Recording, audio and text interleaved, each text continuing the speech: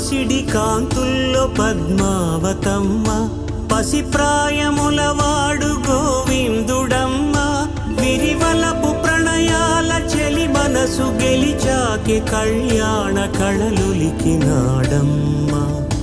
ఆకాశరాజునకు సరితూగు సిరి కొరకు రుణమైన వెనుకాడలేదమ్మా. కళ్యాణం వైభోగం శ్రీ శ్రీనివాసుని కళ్యాణం.